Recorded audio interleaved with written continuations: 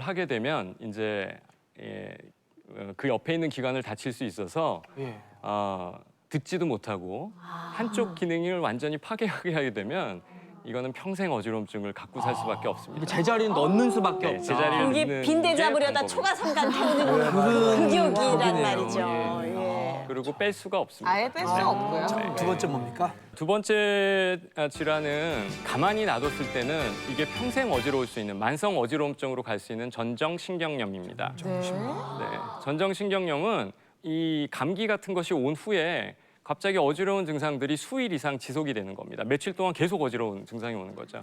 이게 보통 한 1개월 정도가 지나면 다시 일반적으로 사회생활을 할 수가 있습니다만 문제는 전정신경염을 앓은 후에는 한쪽 기능이 떨어지기 때문에 평상시에도 계속 어지러울 수가 있는 거죠. 이게 그 양팔저울이랑 비슷해서 한쪽 기능이 떨어지면 보통 귀가 똑바로 이렇게 서로 호응을 해야 되는데 한쪽 기능이 떨어지면 이런 식으로 엇박이 나는 거죠. 그렇기 때문에 어지러움증을 느끼게 되는 겁니다.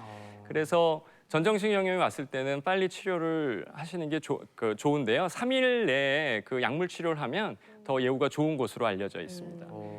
세 번째는 이 메니에르 병이라고 하는데 이 메니에르 병은 어지러움증이 있는데 특징이 있습니다. 귀에서 이상한 소리가 들려요. 맞아요. 네, 웅 하는 소리가 들리고 아니면 그 사자 울음소리 같은 소리가 들리고 무서워. 네, 그것 때문에 실제로 정신질환으로 오해를 받는 경우. 왜 아니겠어요. 그래서 왜 그 반고흐가 이 병이었을 것이다라고. 나오네요. 어머. 네. 그러네요, 여기. 이 메니니스 병 중에 한 증상의 이명이 있는데 사실은 정확하진 않지만 이명이라고 하는 거는 그 외부에서 어떤 자극이 없는데 소리 자극이 없는데 내 머릿속이나 귀에서 나는 소리를 느끼는 겁니다. 네. 우리가 사실은 모든 소리를 다 머리에서 듣진 않아요.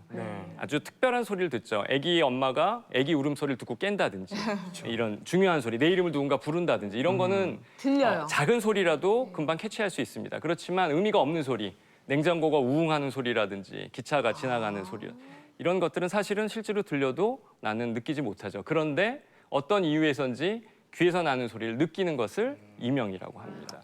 그 고흐 같은 화가도 메니에르를 앓았다고 하는데 그때 들리는 소리 때문에 자기 귀를 자르는 하는 일화가 있습니다. 얼마나 답답했으면. 그렇죠. 네. 그래서 이 이명 치료법을 간단히 보면 일단 이명은 이게 나쁜 소리가 아니라는 거를 인식을 해야 됩니다.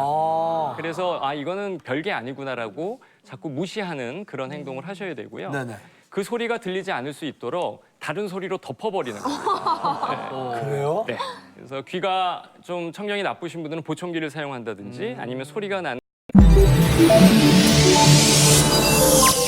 KBS